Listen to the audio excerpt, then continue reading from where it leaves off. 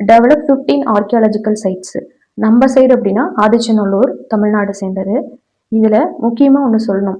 இந்த 15 archaeological side ஏன் இவங்கெல்லாம் வந்துட்டு வரலாறு, அடுத்தது தொல்பொருள் ஆராய்ச்சின்னு சொல்லிட்டு நம்ம ஆதி குலம் எது அப்படிங்கிறத ஆராய்ச்சி பண்ணிட்டு அதை தேடிட்டு இருக்காங்க. நம்ம குழந்தைங்க கிட்ட ஏன் வந்து இதெல்லாம் கடத்துறாங்க அப்படின்னா, இப்ப ரீசெண்டா காசியாபாத்ல 3 பேர் வந்து இந்த கொரியன் கல்ச்சரால பாதிக்கப்பட்டு இறந்திருக்காங்க. அந்த தகவல்களை நீங்க மீடியாவுல தேடுனீங்கன்னா கிடைக்கும்.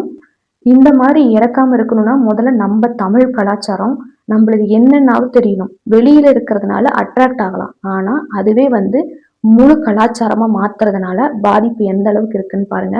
அது வந்து ஒரு மீடியா அப்படிதான் காட்டுவாங்க. ஆனா நம்மளது வந்து இயல்பான ஒரு வாழ்க்கை. அந்த வாழ்க்கைக்கு தகுந்த மாதிரி நம்ம குழந்தைங்களை கொண்டு போகணும்.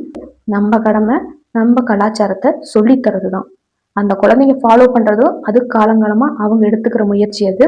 நம்ம வேலை சொல்லித்தரது. அதையாவது நம்ம சரியா செய்யணும். இந்த 15 ஆர்கியாலஜிக்கல் சைட்ஸ்ல நம்ம சைடு ஆதிச்சநல்லூர், தமிழ்நாட்டை சேர்ந்தது. இது எதுக்காக அப்படின்னா நம்ம கலாச்சாரத்தை, நம்ம பாரம்பரியத்தை நம்ம அடுத்த தலைமுறைக்கு கொண்டு போறதுக்கான முயற்சி தான். கல்வி சார்ந்து ஏதாவது குழந்தைங்க வராங்க அப்படின்னா கல்வி சார்ந்த விஷயங்கள் ஆதரிக்கிறது, கலாச்சார பாரம்பரியத்தை வந்துட்டு நம்ம பாதுகாக்கிறது, அந்த மாதிரி முறைக்காக தான் இந்த ஆர்கியாலஜிக்கல் சைட்ஸ்க்கு டெவலப் பண்றதுக்கு இவங்க செலவு பண்றாங்க.